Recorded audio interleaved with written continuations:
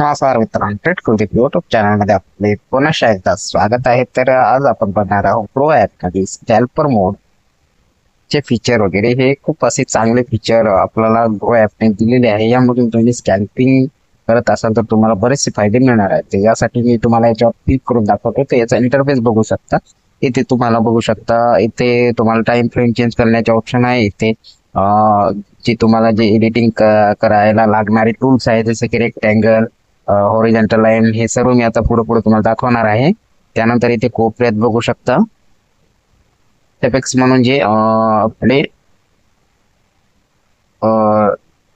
जे इंडिकेटर आहेत मित्रांनो, ते इथे तुम्हाला पाहायला मिळतील. तर इथे तुम्ही टाइम फ्रेम चेंज करू शकता. इथे टाइम फ्रेमचं तर तुम्हाला जवळपास माहितीच आहे. आणि इथे पेन्सिलवर आयकॉनवर क्लिक केल्याच्या नंतर इथे बघू शकता हॉरिझॉन्टल लाईन, ट्रेंड लाईन आणि त्यानंतर रेक्टँगल, अशा प्रकारचे इथे तुम्हाला टूल्स पाहायला मिळतील. आणि फिल्टरवर क्लिक केल्याच्या नंतर बघू शकता इथे व्हॅल्यूम आहे, एम मुव्हिंग ॲव्हरेज आहे, EMA आहे, असे बरेचसे इथे इंडिकेटर तुम्हाला पाहायला मिळतील. आणि त्याचबरोबर मित्रांनो, इथे बघू शकता की इथेच एकाच चार्टवर तुम्हाला इथे पाहायला मिळतील कॉलचा पण चार्ट एकदाच पाहायला मिळेल आणि पुढचा पण चार्ट एकदाच पाहायला मिळेल. आणि ऑलरेडी इंडेक्स आहे ते इथे मी क्लिक करून तुम्हाला दाखवतो.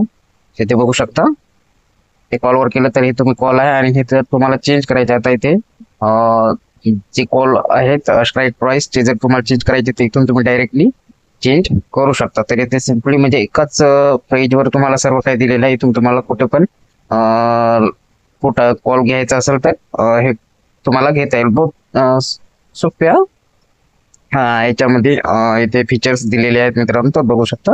आणि त्यानंतर इथेच तुम्ही क्वांटिटी कमी जास्त करू शकता.